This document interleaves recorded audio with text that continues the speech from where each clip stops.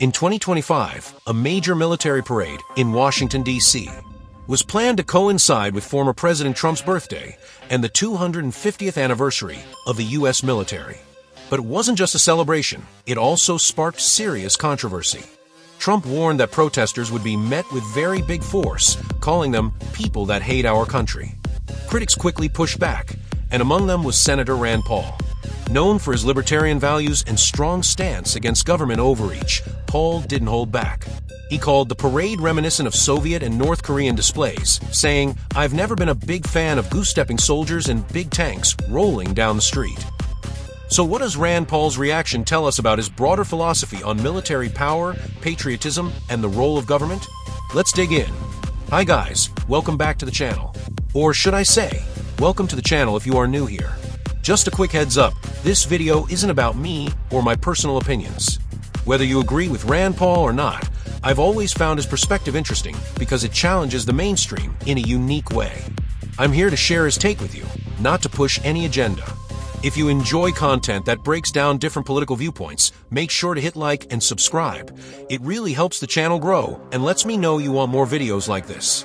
Before we break down Rand Paul's criticism of the parade, it's important to understand where he's coming from. Senator Rand Paul is a Republican from Kentucky and one of the most prominent libertarian voices in Congress. He's known for challenging both parties on issues like government surveillance, military intervention, and out-of-control federal spending. Like his father, former Congressman Ron Paul, he champions a limited government approach, especially when it comes to military power and foreign policy. So when he speaks out against something like a high-budget, state-sponsored show of military power, it's not just political, it's ideological. Where does Rand Paul stand on military parades? He's been pretty blunt. In an interview, he said, "I've never been a big fan of goose-stepping soldiers and big tanks and missiles rolling down the street." To him, that kind of spectacle isn't about strength, it's about showmanship. And it reminds him more of authoritarian regimes like North Korea or the old Soviet Union, not the values America is supposed to represent. But it's not just about appearances. Paul's criticism goes deeper, to the heart of how we think about military power and federal spending. In a debate with Senator Marco Rubio in the 2016 Republican primaries, he asked, "How is it conservative to add $1 trillion in military spending with no plan to pay for it?"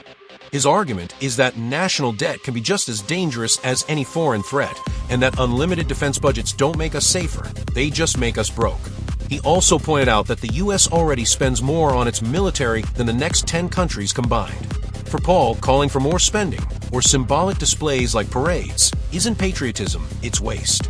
Real strength, he argues, comes from sound policy and financial responsibility, not tanks rolling through D.C. This isn't a new position for Rand Paul. His opposition to the military parade is just one example of his long-standing skepticism toward military overreach. Back in 2018, he strongly opposed President Trump's nominations of Mike Pompeo for Secretary of State and Gina Haspel for CIA Director. Paul criticized Pompeo for being too eager to pursue regime change in countries like Iran, North Korea, and Russia. In his view, diplomacy should focus on stability, not intervention.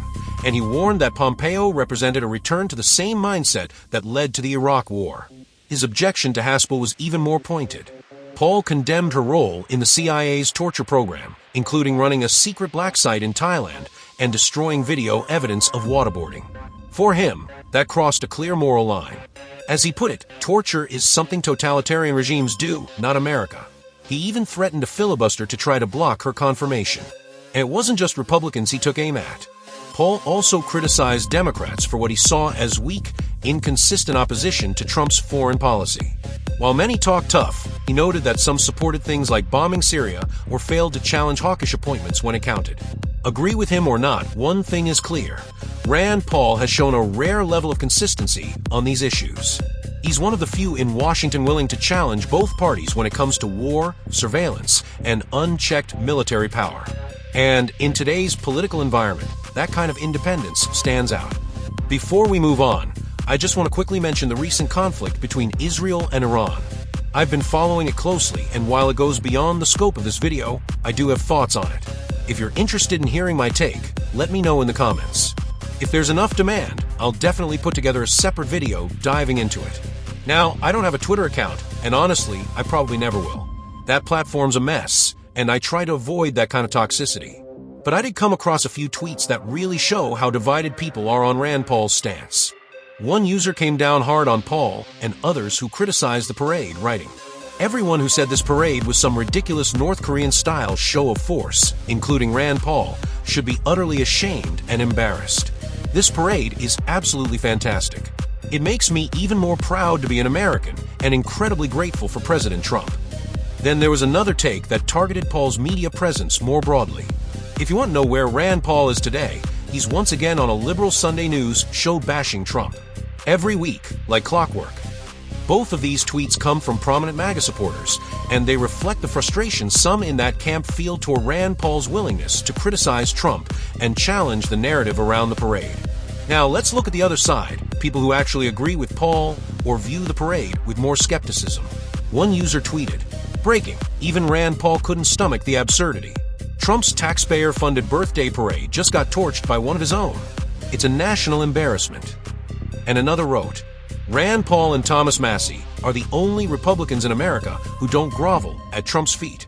Respect, because every other Republican has completely debased themselves." So yeah, opinions are definitely split. Alright, if you made it all the way to the end, thank you. I really appreciate it. As mentioned earlier, if you enjoyed this kind of concise, focused deep dive, please hit that like button and subscribe so you don't miss future videos. Let me know in the comments what topics you think I should cover next. Whether it's politics, policy, or something totally different, I'd love to hear your ideas. Also, quick side note for the Bubble Tank Frenzy fans out there. Yes, I'm still working on it. I just added a new tank pack, shout out to Mao for that, so expect more gameplay variety coming soon. That's all for now. See you in the next one.